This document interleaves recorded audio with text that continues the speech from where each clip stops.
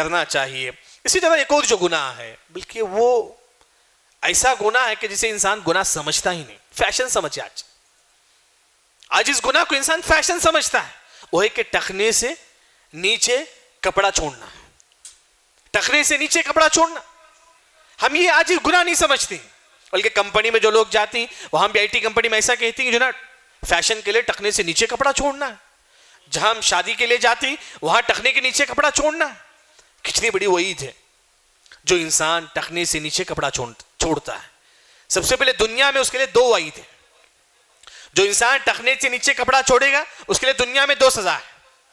ایک، ان اللہ لا يحب المخیلہ، اللہ ایسے لوگوں سے محبت نہیں کریں گے. جو مسلمان ٹخنے سے نیچے کپڑا چھوڑتا ہے اللہ ایسے لوگوں سے نفرت کرتے ہیں، محبت نہیں کرتے. یہ ایک گناہ ہے. ایک اور گناہ حدیث میں آتا ہے، صحیح بخاری کی روایت ہے، ایک انسان ٹخنے سے نیچے کپڑا چھوڑ کے چل رہا تھا. حدیث میں آتا ہے کہ خسف بھی، اسی وقت اللہ نے اس کو زمین میں دھسا دیا. فہو یتجلجل الی یوم القیامہ، قیامت تک وہ زمین میں دھستا رہے گا. نعوذ باللہ.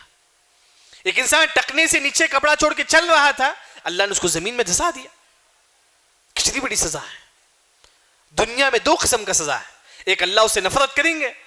دوسرا، جیسا کہ اللہ نے ایک شخص کو زمین میں دھسا دیا، وہ شخص ٹخنے سے نیچے کپڑا چھوڑا ہوا تھا. اب آخرت میں کیا سزا ہے؟ نعوذ باللہ، جو انسان ٹخنے سے نیچے کپڑا چھوڑتا ہے آخرت میں اس کو کیا سزا ہے؟ حدیث میں آتا ہے کہ ثلاثۃ لا یکلمہم اللہ، 3 لوگ ایسے ہی اللہ ان سے بات نہیں کریں گے. سب سے پہلا سزا، اللہ ایسے لوگوں سے بات نہیں کریں گے جو ٹخنے سے نیچے کپڑا چھوڑتا ہے. ولا ينظر الیہم، اللہ اس کی طرف نہیں دیکھیں گے جو ٹخنے سے نیچے کپڑا چھوڑتا ہے. ولا یزکیہم، اللہ اس کے گناہوں کو بھی معاف نہیں کریں گے. کتنے گناہ کرتے ہیں ہم لوگ. ہماری خواہش ہے کہ اللہ میرے گناہ معاف کرے، آپ کے گناہ معاف کرے. اگر ہم ٹخنے سے نیچے کپڑا چھوڑیں گے ہمارے گناہ معاف نہیں ہوں گے. نعوذ باللہ، ہمارے گناہ معاف نہیں ہوں گے.